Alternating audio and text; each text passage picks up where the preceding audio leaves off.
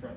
Tony, how did the scrimmage go last night? And now that you have had 2 scrimmages, generally, how are you feeling? Understand that things could always be improved on, but how are you feeling about how the defense is coming together? Same. You know, there's some guys who showed out, guys who are building the coach's trust and the confidence of their teammates, and there's some guys who need to, quite frankly, step their ass up.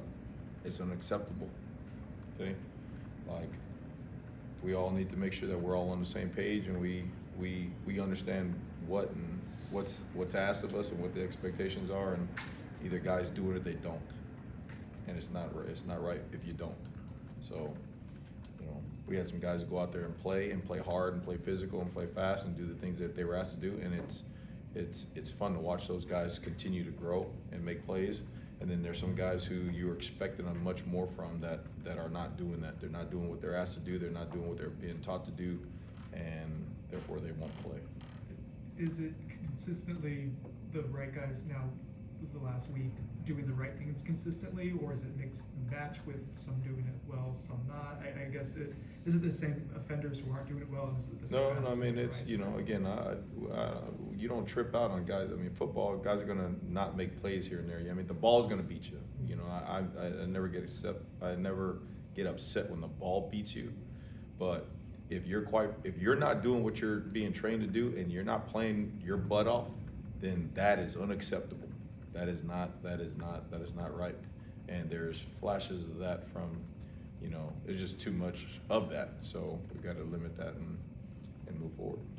You do have a lot of guys that have either played a lot of college football, or at least been in college football for a while. Mm-hmm. Are you seeing, do they recognize it? Are they hearing what you're saying? I know you want to see results, not acknowledgement, but yeah. But what's that been like? Yeah, I mean, you know, again, the guys that their process is correct, and the guys who understand the opportunity is to play at Florida State and to be in this program with Coach Norvell and the people who are in the building, like those guys, you know, you come here early and you leave late for those guys. I mean, who truly understand what it means, what this place means to a lot of people, you know, and I think the guys who have played a lot of college football and the guys who have their process correct, I was like, those guys are playing right now. You can see them getting better. You can see them making more plays out there. You can see them out there, and those are the guys we're going to depend on. It's really like you're trying to bring everybody up. You know what I mean? You're trying to bring, you know, we got, I don't know, 50-something guys on defense.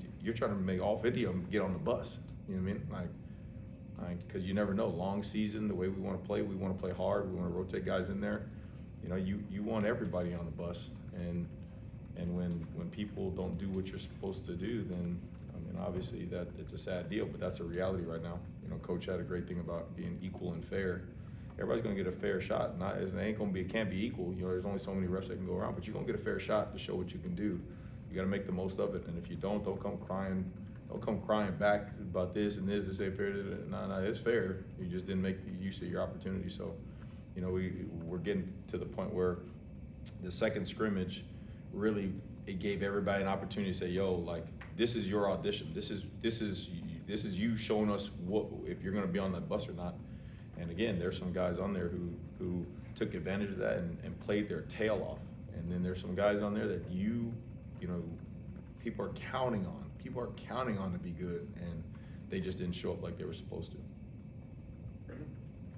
Who has, I don't want to ask like playing well consistently, but who's earned trust that you know that they're going to play the right way and attempt to play the right way consistently at this point? I think up front, the twins, you know, I think those guys play their butts off, and they're very disruptive, and they play football the right way. And again, they're freshmen, right? So do they do things right all the time? No. But do they play their butt off, and are they physical as all hell? 100%. So you know what? I'll live with that. Tonight we'll live with that. I'll live with that. You know, I like what the twins are doing. You know, D-Jack is getting comfortable with the role he's playing up in there, and like it's fun to watch him take off and him start to get really good. You know. Trying to think up front wise, you know, Jaden had a good week last week. I thought this week was okay. You know, you can tell, you know, with a guy like Jaden, you know, I want to get mad at him because I expect even more building off the last scrimmage. But I forgot this is the first time like he's played. This is the longest he's played. You know what I mean? So You know, I see him out there, and I see him just getting back into shape, and he's still doing the same things at a high level. James is always, you know, playing his butt off. I think James has really improved from in the run game part, you know, using his length in his hands and all that stuff. He's done a nice job. The linebackers, I really like what all those linebackers are doing. I think JP has done a really nice job of bringing them and keeping them together and really teaching them and giving them confidence to go play, right? That's the mark of a really good coach, is when his guys play really confident. And I think those guys collectively, I mean, Elijah, I mean, he almost had a pick. I thought Steph played well. I mean, OG and Juice are playing at a high level. They're really disruptive in there and what they're doing, getting off of blocks and running, setting the tone. You know, Blake is starting to catch on with all those things. So again, I like what the linebacker group is doing. And then DBs wise, I thought Earl shows up. Earl's starting to feel what he can and can't do back there.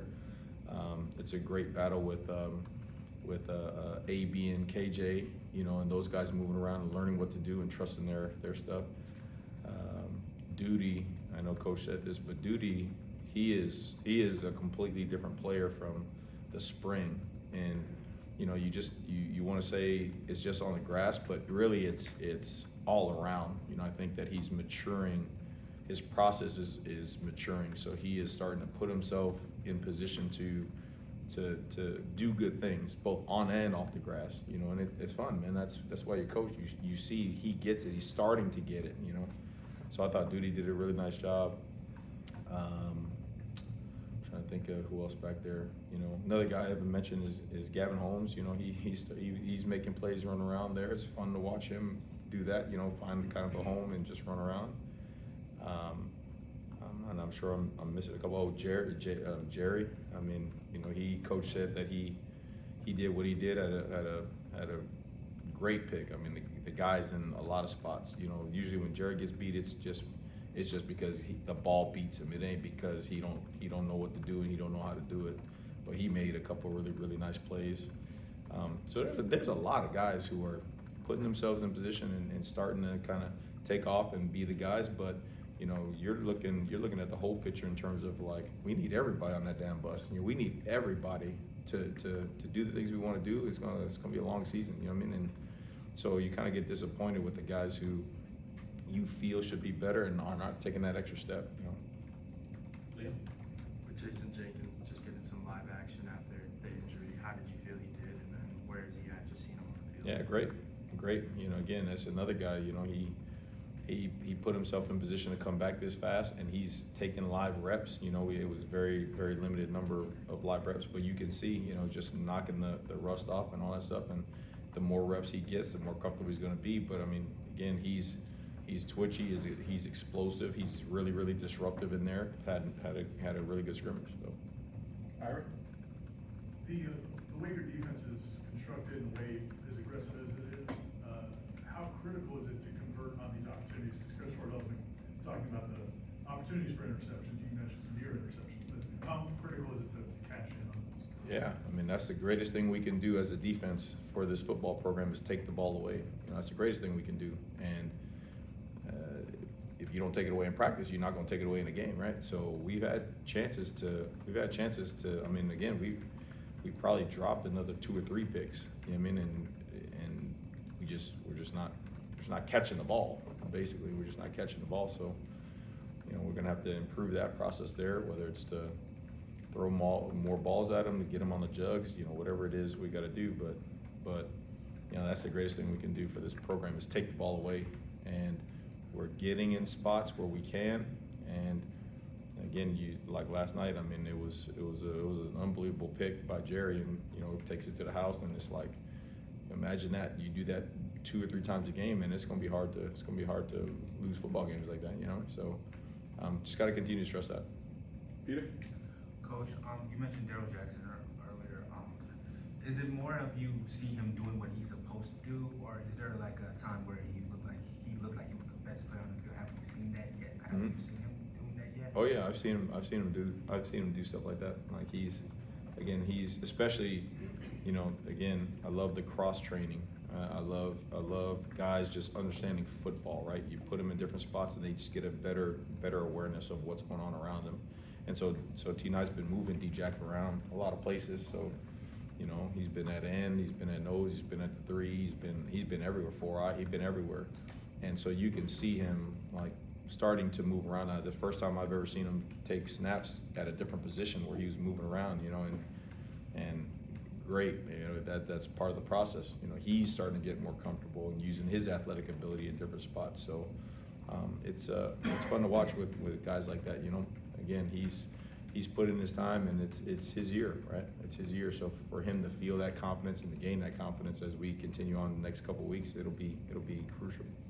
Kurt, you mentioned a bunch of freshmen in talking about the guys who kind of showed it and been proving it to you. When it comes to freshmen showing they're ready for game action, is that case by case basis? There's certain criteria you want to see from them. How do you determine No, that? the criteria is the tape. I mean, when you put on the tape, guys show up. And like, I mean, for instance, like Duty had a great play where it's a pass underneath and he's getting blocked. He throws the guy who's blocking him off of him, and the ball carrier's running out in an open field, and he meets him for a very minimal gain, and he knocks him backwards. You know what I mean? Like I'm like, okay, that didn't, you don't see that like that, but he did it. You know, it shows up. The Twins being so disruptive, when you put on the tape, you watch them, and they are around the ball all the time. You know, there's how explosive they are, physical they are.